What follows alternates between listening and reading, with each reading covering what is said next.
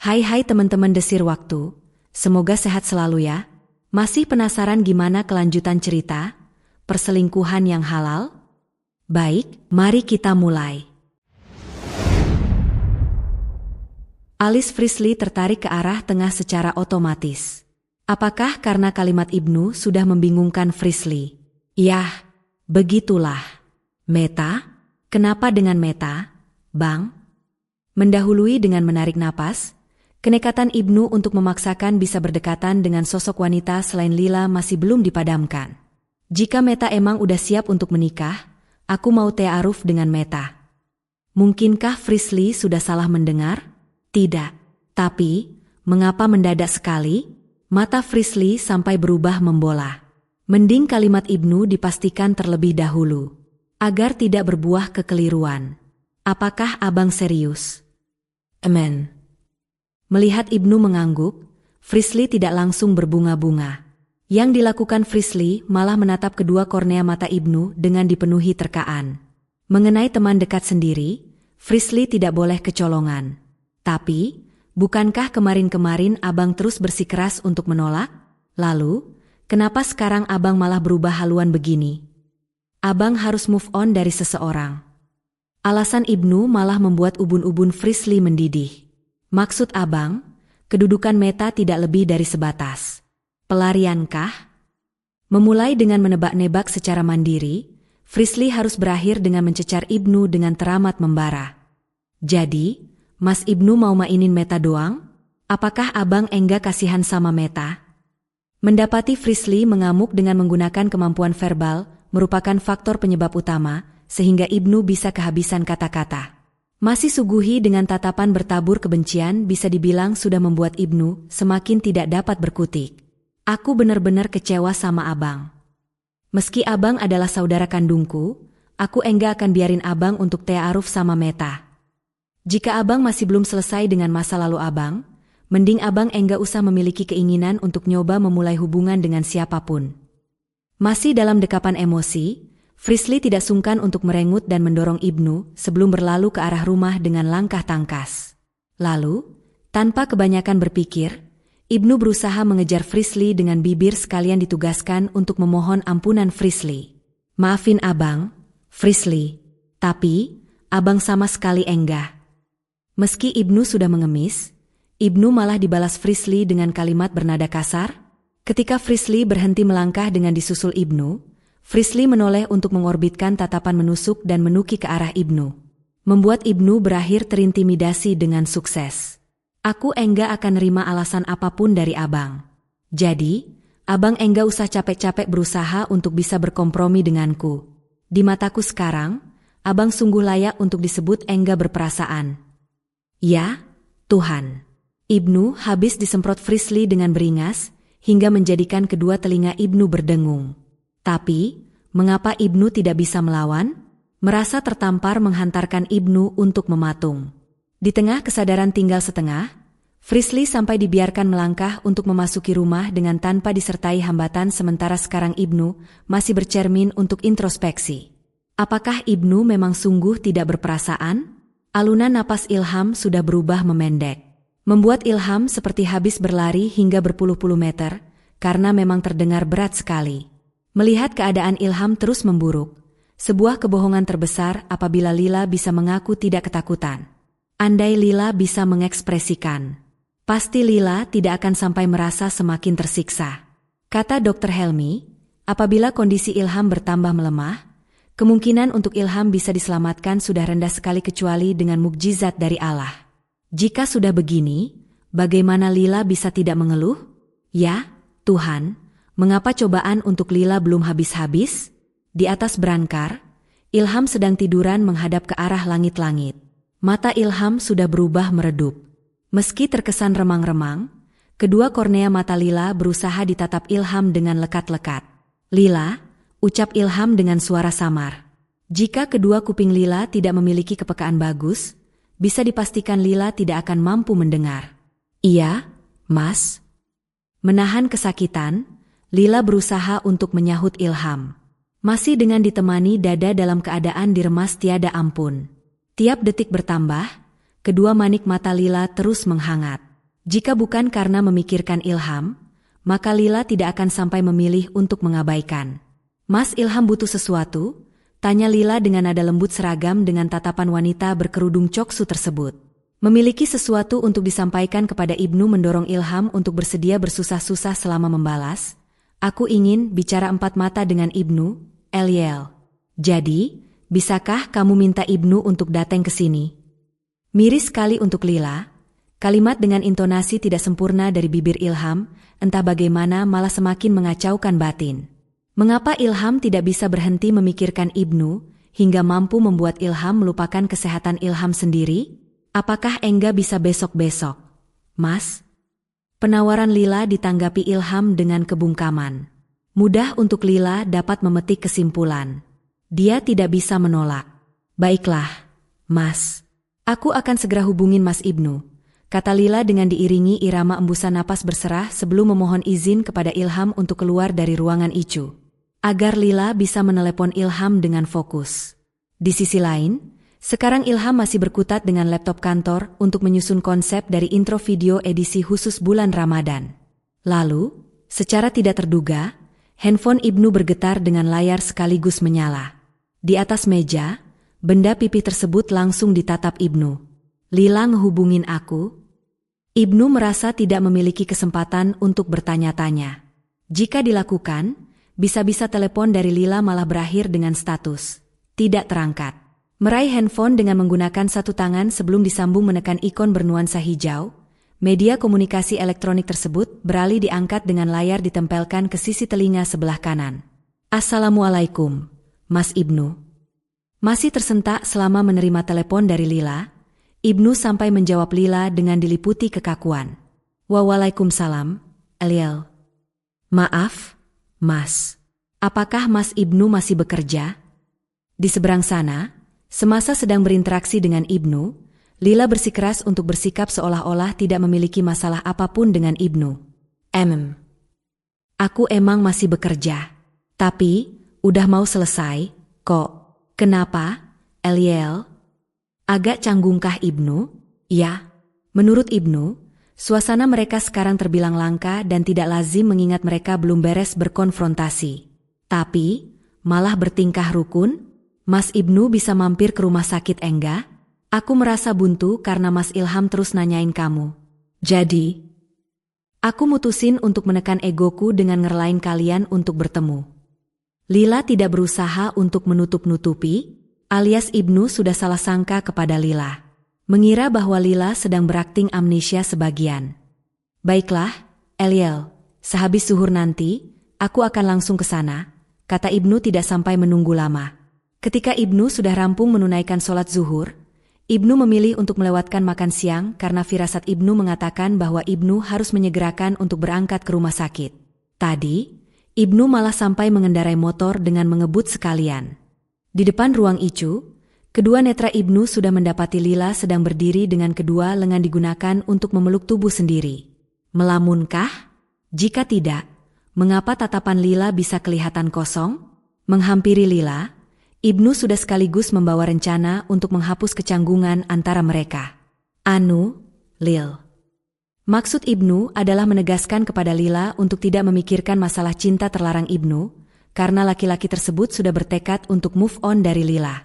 Tapi, nyatanya, dia malah dicegat Lila. Mas Ilham udah nungguin kamu, Mas. Masuklah, kata Lila dengan irama disetel dingin untuk mencegah Ibnu membicarakan konflik cinta segitiga mereka. Mengerti benar makna dari bahasa mata Lila, membuat Ibnu tidak merasa rentan untuk menebitkan sebuah keputusan mutlak. Iya, Eliel. Aku akan masuk sekarang, ucap Ibnu dengan volume suara dipelankan. Di dalam ruangan Icu, suara dari langkah Ibnu langsung meluncur ke kedua telinga Ilham. Meski dengan kondisi kurang menguntungkan, entah mengapa Ilham tetap bersikeras untuk menoleh dan melirik ke titik asal suara. IBNU. Melihat bagaimana Ilham berusaha untuk dapat membangun kontak mata, langkah Ibnu untuk mendekat ke tempat Ilham bergegas dipercepat. Di samping berangkar, kehadiran Ibnu lantas dipertegas. Iya, Ham. Aku di sini. Menatap Ibnu dengan sinar mata dipenuhi kedamaian, Ilham malah tidak mengutarakan sepatah kata apapun. Yang dilakukan Ilham adalah tersenyum. Lalu, bagaimana dengan Ibnu? Di tengah keheningan mereka, inisiatif untuk bersuara tahu-tahu sudah mengontrol mulut dari laki-laki tersebut. Maafin aku karena aku udah berhari-hari enggak datang ke sini, ungkap Ibnu dimaksudkan untuk menambahkan. Lalu, dengan disaksikan Ibnu, Ilham menarik dan membuang napas secara kentara. Aku bisa ngerti, kok, NU, kata Ilham masih dengan suara cenderung miskin akan bertenaga. Makasih, Ham, balas Ibnu dengan disertai tatapan lembut sementara Ilham malah beralih bergeming. Pada saat-saat kritis, Ilham meminta untuk berbicara empat mata dengan Ibnu bukan karena tanpa didasari alasan berarti. Dia sudah merasakan tanda-tanda, tidak akan bisa hidup lama. NU. Ketika Ilham berseru untuk memanggil Ibnu, alhamdulillah, Ibnu tidak menunda-nunda untuk bereaksi. Iya? Apakah Ilham akan langsung menjawab? Tidak. Yang dilakukan Ilham adalah berperang untuk melawan sesak dengan mengatur napas terlebih dahulu. Aku udah tahu, kata Ilham kemudian. Maksud Ilham dengan, udah tahu? Menurut Ibnu, mengaku tidak bingung terhadap kalimat Ilham sudah bisa dikategorikan menipu dunia, dan mustahil sekali untuk laki-laki tersebut bisa melakukan. Aku udah tahu tentang kamu dan istriku. Deg. Perkataan Ilham membuat darah Ibnu seperti berhenti mengalir. Di dalam 1 menit sama, dada Ibnu sampai menegang. Alunan napas Ibnu tidak ketinggalan untuk tersendat. Yah, bagaimana tidak? Pengakuan Ilham merupakan sumber dari keterguncangan laki-laki tersebut. Apakah Ilham benar-benar sudah mengetahui tentang Ibnu kepada Lila? Yah, mengundang Ibnu ke rumah sakit semata-mata malah dilakukan Ilham untuk membahas masalah tersebut. Ya, Tuhan, sekarang Ibnu harus merespons bagaimana? Jika lidah dari sosok insan berbaju hitam tersebut sampai berubah keluh. Salahkah? Ilham, aku. Meski sudah diupayakan, entah mengapa Ibnu tetap menuai kesulitan untuk dapat menyusun kata-kata hingga malah membuka kesempatan untuk Ilham bisa meneruskan. Aku udah berusaha untuk menutup mata, NU. Tapi, semakin kesini semesta semakin sering nampar aku untuk buatku cepat sadar. Menghadapi Ilham, Ibnu tidak mengerti harus berbuat bagaimana selain terus menatap Ilham dengan kilatan mata dipenuhi kesedihan dan tetap memasang telinga untuk menyimak setiap omongan Ilham dengan saksama. Pada saat aku nanya sama kamu tentang kriteria wanita idamanmu, aku udah mulai curiga sama kamu karena kamu bisa langsung menjawab dengan nyebutin nama Lila. Lalu, momen di mana aku malah enggak sengaja nyaksin kamu selama sedang benerin selimut Lila, terus terang adalah alasan mengapa kecurigaanku bisa bertambah meningkat. Yang terakhir, aku udah cukup sering mendapati kalian setiap saling menatap satu sama lain dengan dipenuhi cinta, entah darimu kepada Lila atau dari Lila kepadamu. Mengapa Ilham bisa berprasangka demikian? Anggapan Ilham tidak bernilai benar. Membuat Ibnu sampai tergugah untuk menggeleng-gelengkan kepala dengan ditemani mimik muka miris. Percayalah, Ham. Lila enggak cinta sama aku. Yang Lila cintai selalu dirimu, ucap Ibnu untuk meluruskan. Meski sudah diyakinkan Ibnu, Ilham tidak akan berpindah kesimpulan. Kenapa? Karena Ilham memang tidak sedang mengarang. Atas nama langit dan bumi, Ilham berani bersumpah bahwa Ilham bisa merasakan kehangatan dan kepedulian Lila, tetapi tidak berlaku untuk kesungguhan dari cinta Lila. Aku enggak mungkin salah menilai, NU. Jika mata kepalaku masih belum bisa nguatin asumsiku, aku masih bisa ngandelin mata hatiku. Ya, Allah. Ya, Rab, harus bagaimanakah Ibnu sekarang? Tiap detik berubah ke menit, rongga dada Ibnu selalu mampat. Merasa bersalahkah Ibnu sekarang? Jelaslah. Jika benar demikian, bukankah Ilham harus meminta maaf kepada Ilham? Tapi, cukupkah? IBNU. Andai Ibnu tidak kelamaan membisu, pasti Ilham tidak akan berpeluang untuk bisa mendahului dan memaksa laki-laki tersebut untuk bersikap responsif. Iya, Ham. Mata Ilham dikedipkan dengan berat sebelum tarikan napas bernuansa serupa disusulkan kemudian. Dia sudah membuang belasan detik dengan mubazir. Agar unek-unek Ilham kepada Ibnu bisa tersampaikan dengan lengkap, berarti Ilham harus cepat-cepat meneruskan. Meski Lila adalah istriku, aku enggak masalah apabila Lila emang cintaimu dan aku enggak akan tamu untuk berhenti mencintai Lila. Pada saat batin sudah keburu bergelimang kesakitan, memang sebuah kelaziman apabila Ibnu sampai terus-menerus menahan napas dan merasa tidak sanggup untuk berbuat apapun. Yang bisa dilakukan laki-laki berhati sensitif tersebut, masih sebatas mendengarkan. Aku tahu, Nu, kalian berdua saling menginginkan, uhuk. Mendapati Ilham terbatuk-batuk, bisa dipastikan Ibnu sudah dihantam dengan kecemasan tidak terkira sebelum insting Ibnu untuk membuka bibir dan menggumamkan nama depan Ilham berubah menguat. Ilham. Agar Ilham bisa terinspirasi untuk berhenti berteori kemana-mana, memelas dan memohon kepada Ilham sedang dilakukan Ibnu dengan menggunakan tatapan. Yang menjadi masalah, Ilham masih tidak bisa memahami. Yah. Mengenai Lila, kata Ilham, adalah awalan Ilham untuk mencapai klimaks dari obrolan mereka. Tapi, malah dimaknai Ibnu dengan tidak tepat, aku akan manggilin Lila untukmu. Melihat Ibnu akan beringsut, Ilham bergegas menggeleng dengan cepat dan menegaskan, tidak, Nu. Ibnu akan mengindahkan kemauan Ilham sehingga rencana Ibnu semula untuk memanggilkan Lila langsung diurungkan dan Ilham beralih dipersilakan untuk berbicara sampai tuntas. Aku merasa malu sekali untuk berbicara langsung dengan Lila.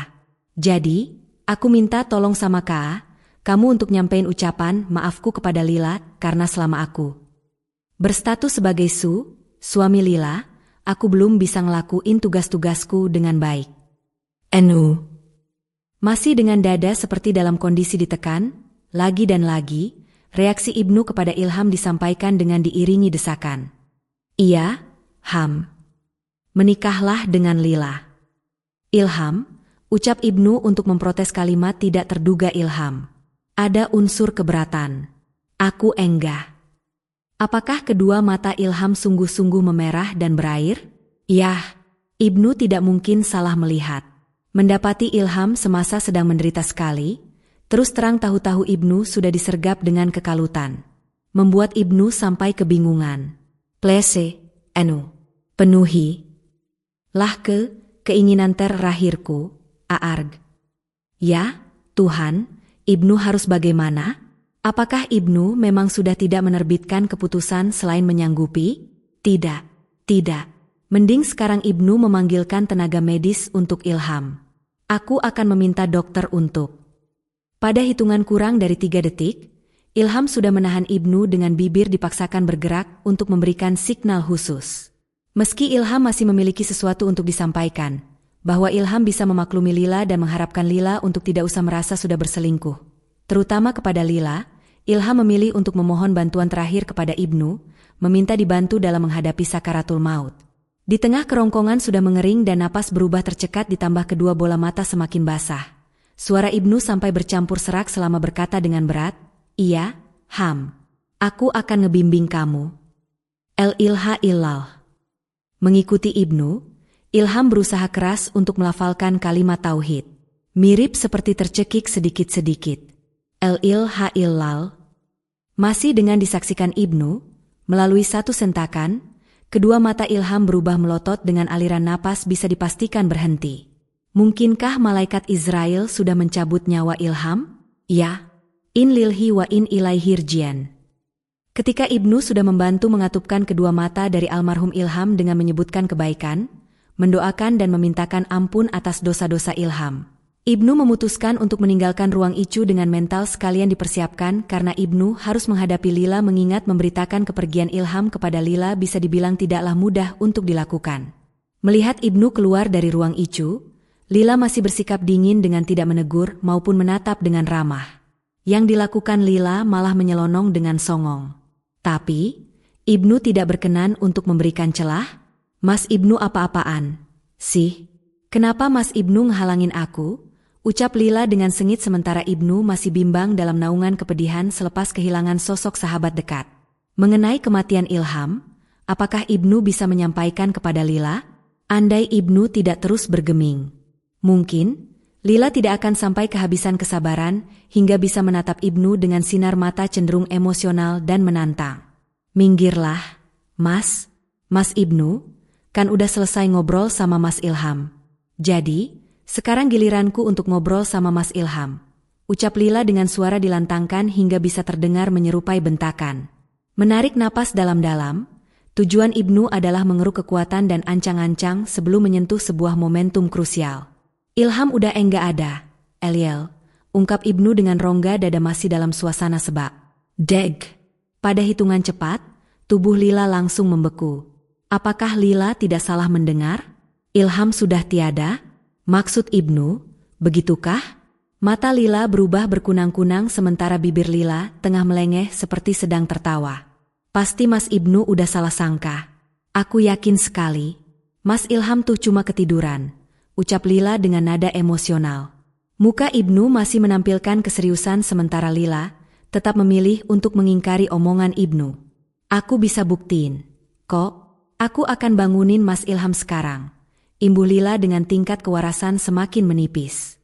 Di hadapan Ibnu, tiba-tiba Lila sudah ambruk dan berakhir terduduk dengan kedua kaki bersimpuh, menangis dan meraung-raung dengan histeris. Melihat Lila sedang merasa teramat terpukul, terus terang hati Ibnu langsung teriris dengan dramatis. Udah, Lil, udah. Mengasihani Lila sudah mendorong Ibnu untuk menyejajarkan badan mereka. Agar Ibnu bisa menenangkan Lila dengan mantap. Meski berat untukmu, kamu harus bisa ngihlasin Ilham. Setiap makhluk bernyawa emang akan dihadapkan dengan kematian. Di alam dunia, tugas Ilham udah selesai, Eliel. Lila menggeleng. Masih belum bisa menerima kepulangan Ilham ke Rahmatullah. Menjadikan tetesan cairan bening dari kedua manik mata Lila semakin mengucur deras hingga terus tumpah tanpa bisa ditadah. Aku enggak bisa ngihlasin Mas Ilham, Mas. Aku masih belum cukup berbakti kepada Mas Ilham. Aku masih sering kurang untuk Mas Ilham, ucap Lila dengan suara serak karena sudah bercampur isakan. Mendadak, Lila berdiri tangkas dengan disusul Ibnu. Lila memiliki keinginan untuk memasuki ruang Icu. Tapi, malah ditahan Ibnu. Please, Mas, lepasin aku mau nyamperin Mas Ilham. Apakah kamu enggak dengar? Mas Ilham udah manggil-manggil aku. Mas Ilham sedang butuh bantuanku. Ucap Lila dengan suara dilengkingkan untuk membentak Ibnu dengan ditemani kedua bola mata melotot. Marahkah Lila kepada Ibnu? Mengapa masih harus ditanyakan? Lila sudah dihalang-halangi Ibnu untuk menemui Ilham, suami dari wanita tersebut. Jadi, bagaimana Lila bisa tidak murka? Lila belum sempat mendapatkan tanggapan, karena harus mengalihkan konsentrasi kepada kedua sosok manusia berbusana kembar. Mereka adalah orang-orang dari rumah sakit. Tadi, Ibnu sudah memberitahukan kematian Ilham dengan menggunakan fasilitas ruang Icu. Permisi, Pak, Bu, kami datang untuk mengurus jenazah dari almarhum Bapak Ilham, ucap salah satu dari mereka dengan sopan dan tanpa dibumbui candaan, berbela sungkawa sekalian. Lila langsung diserbu kepanikan hingga bisa tercetak hasrat untuk melabrak mereka dengan beringas. Mau ngapain kalian? Aku enggak akan izinin kalian untuk nyentuh Mas Ilham. Mas Ilham tuh belum meninggal. Tapi, lagi dan lagi, Lila malah ditahan Ibnu sampai-sampai Lila tidak bisa menyentuh mereka sama sekali. Masih tidak menyangka bahwa Ilham sudah benar-benar mangkat merupakan faktor mendasar sehingga Lila bisa bertingkah menggila. Ibnu Askandar merupakan sosok manusia biasa, bertumbuh dan berkembang dengan status serupa. Jadi, Ibnu tidak bisa menghidupkan ulang Ilham untuk dapat menghentikan tangisan Lila. Yang bisa diusahakan Ibnu adalah menguatkan Lila dengan menggunakan kata-kata. Istighfar, Eliel. Istighfar. Meratapi kepergian Ilham dengan berlebihan malah akan memberatkan Ilham, Eliel. Jadi, biarkanlah suamimu berpulang ke Rahmatullah dengan tenang, karena haram untuk kita menolak ketetapan Allah. Mending sekarang kita segera ngurus jenazah suamimu sesuai dengan anjuran Rasulullah. Perlawanan Lila sudah dicukupkan. Meski tidak berarti Lila akan langsung berhenti bersedih, yah, pada masa-masa di mana detik bertambah sampai berkali-kali lipat, Lila malah terus menangis dan semakin histeris. Melihat bagaimana Lila masih berlarut-larut dalam keprihatinan, Ibnu memilih untuk membiarkan mengingat sementara Lila sedang meluapkan kesakitan. Tubuh Ilham sudah bisa mulai diurus sesuai dengan SOP rumah sakit untuk orang dengan status HIV. Agar bisa cepat-cepat dikebumikan. Di dalam sebuah hadis, mengenai urusan memakamkan, Rasulullah Shallallahu Alaihi Wasallam memang menganjurkan untuk disegerakan karena bergegas menguburkan mayat dari orang syalih, berarti kita sudah mempercepat kebaikan untuk almarhum. Sedangkan apabila selain orang syalih, berarti kita sudah mempercepat untuk melepaskan keburukan dari tanggungan kita. Mobil ambulans sudah disiapkan setelah tubuh Ilham rampung disucikan. Menilai bahwa Lila akan kerepotan apabila harus bergerak sendirian, Ibnu menawarkan bantuan kepada Lila untuk ikutan berperan dalam mengantarkan Ilham ke tempat istirahat terakhir. Tapi, kebaikan Ibnu malah ditolak Lila dengan mentah-mentah. "Udahlah, Mas. Mas Ibnu enggak usah berlagak suci terus dengan sok-sokan bantuin aku." Mulut Lila sudah tidak bisa dikontrol, sampai bisa memaki Ibnu dengan disertai kebuasan. "Aku tahu banget, Mas. Tadi, sebelum Mas Ibnu datang, Mas Ilham masih baik-baik saja. Tapi, setelah Mas Ilham ngobrol sama Mas Ibnu," pemikiran Lila memang tidak bertabrakan dengan logika dan Ibnu tidak dapat menyalahkan Lila, karena bisa berpikiran tidak-tidak. Di dalam kepala Lila, Ibnu sudah bercitra buruk. "Pasti Mas Ibnu udah bicara macam-macam sama Mas Ilham," ucap Lila dengan suzon. Ketika Ibnu masih termangu dengan tudingan barusan, Lila malah terus nyerocos dengan boros.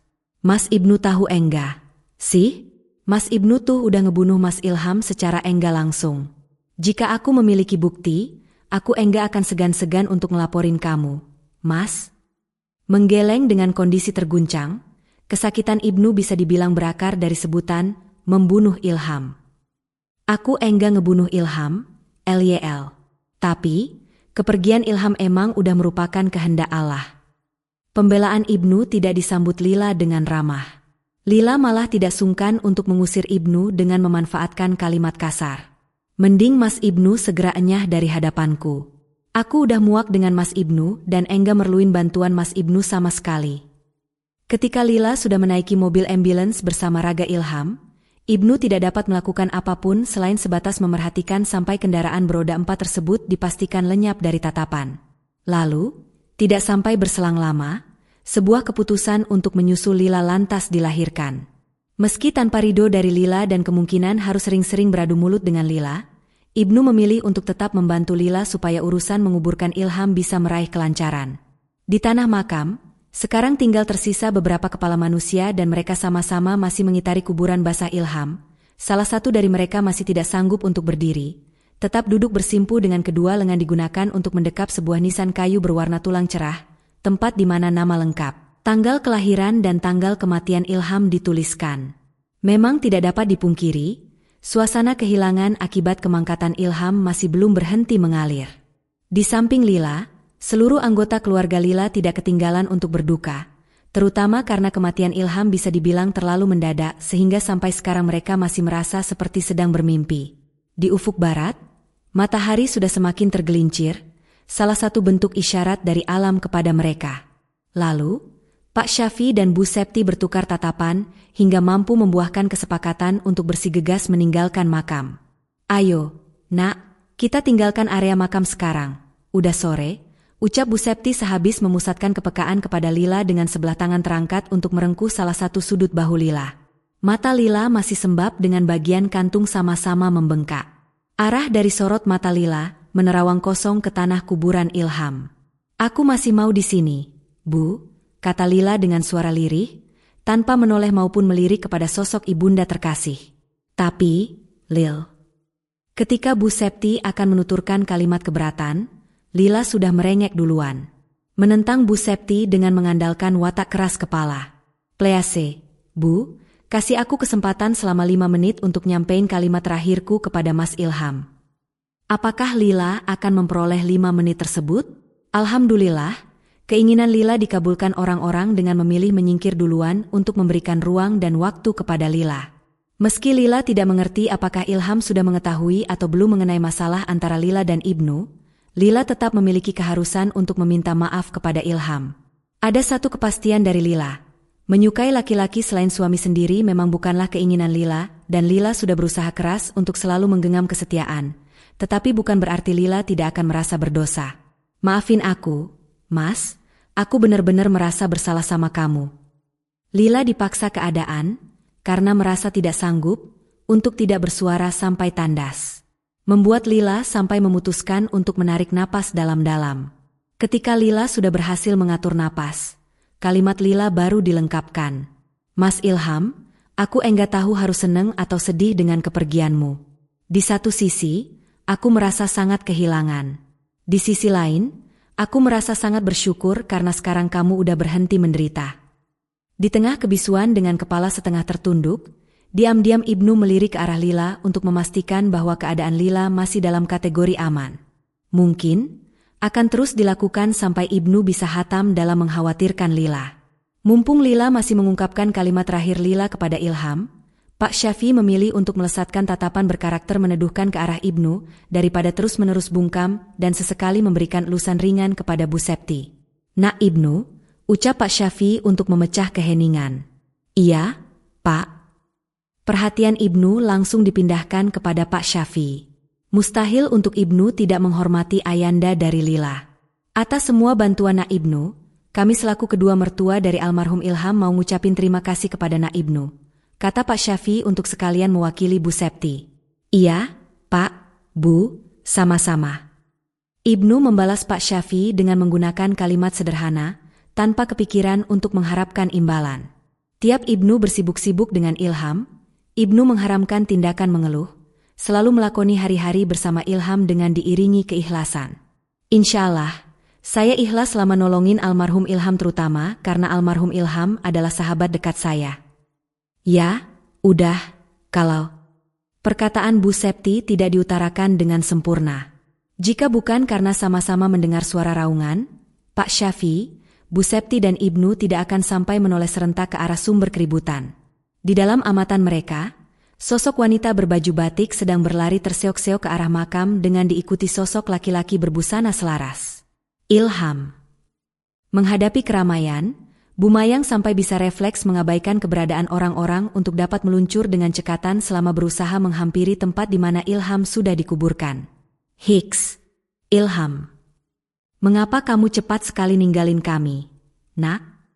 Menangis dengan dibarengi kebrutalan, tahu-tahu Bu Mayang sudah terduduk ngelemprak, tanpa beralaskan apapun, dengan sekalian menggenggam tanah kuburan Ilham.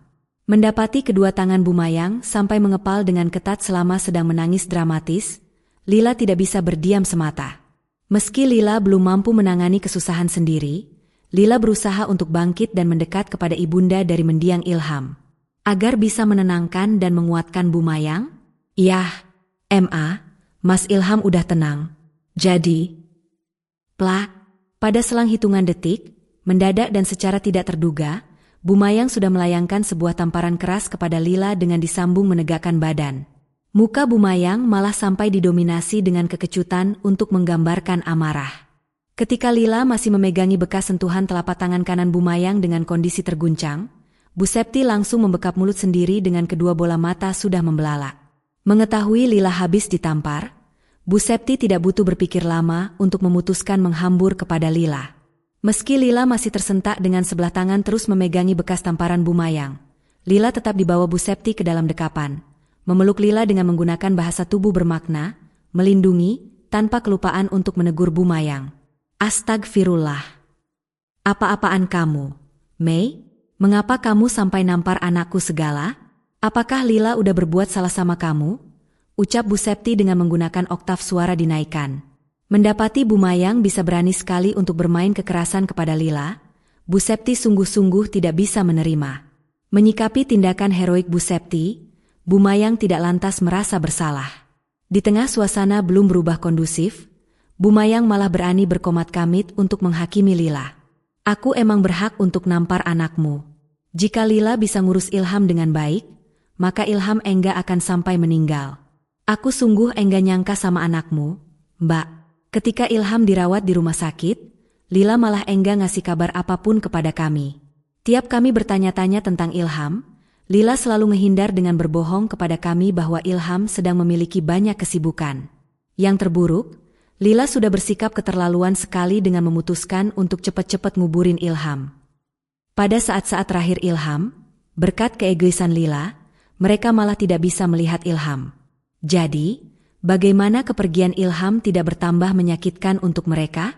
Aku benar-benar nyesel loh. Ngebiarin Ilham untuk menikah sama kamu adalah kebodohan terfatalku. Hardik Bu Mayang dengan tangan sebelah kanan sempat diinstruksikan untuk menunjuk wajah Lila. Menatap Bumayang dengan ditaburi kesenduan, Bu Septi sudah ditemani dengan kedua netra berair dan hati miris. Di depan mata kepala sendiri, Lila sedang diperlakukan Bumayang dengan semena-mena. Ya, Tuhan, bisakah Bu Septi untuk memaklumi Bumayang? Mungkin tidak. Di dalam musibah kematian Ilham, kedudukan Lila setara dengan Bumayang. Lila termasuk korban. Tapi, Bumayang malah istighfar, Mei. Istighfar. Menghakimi Lila enggak akan bisa ngubah takdir. Mengenai kapan Ilham berpulang udah ditentuin sama Allah bahkan sebelum kamu ngelahirin Ilham. Ucap Bu Septi dengan meninggikan karakter bijaksana. Pemikiran Bumayang masih belum bisa dirobohkan. Di dekat Bumayang, Pak Maulana memilih untuk membiarkan karena Pak Maulana masih dipasung kekalutan.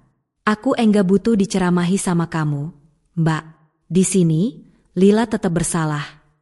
Lila bersalah? Jika dipikir-pikir, Lila memang memiliki responsibilitas terhadap Ilham.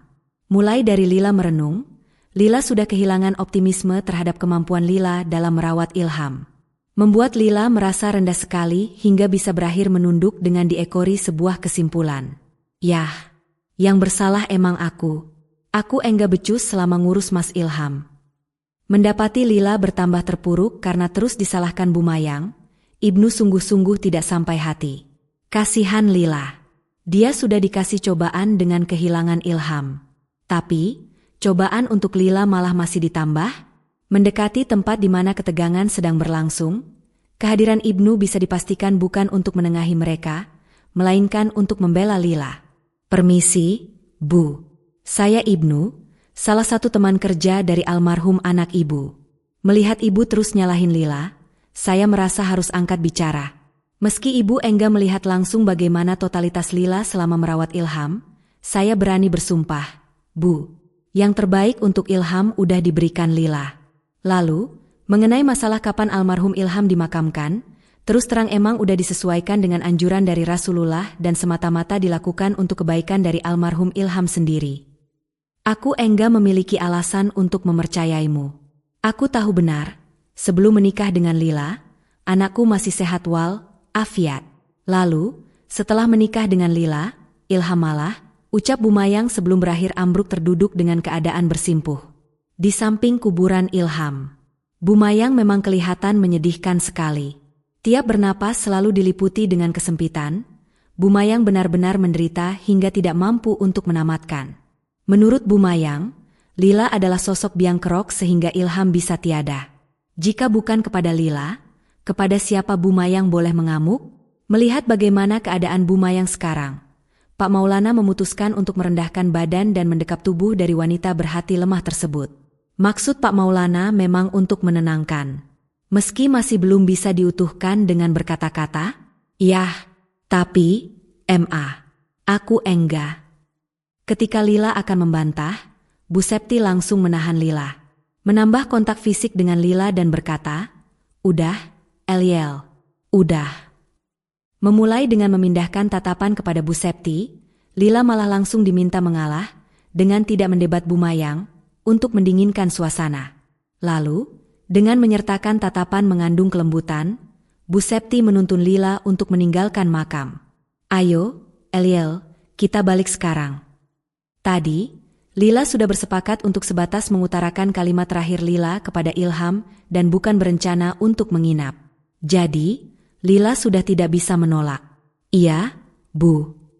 Meski kedua telinga Lila masih bisa mendengar suara feminin berupa tangisan histeris ditambah dengan suara maskulin berupa rentetan kalimat menenangkan, keputusan Lila untuk berlalu sudah tidak bisa diubah. Yang merupakan sebuah kepastian, semasa Lila melangkah keluar dari makam, Lila tidak kelewatan untuk sesekali menumpahkan tatapan selamat menempuh dunia baru ke arah nisan Ilham. Lila yakin benar, insya Allah, Ilham sudah mendapatkan tempat terbaik di sisi Allah. Jadi, Lila akan berusaha berhenti meratap untuk beralih merelakan kepulangan Ilham.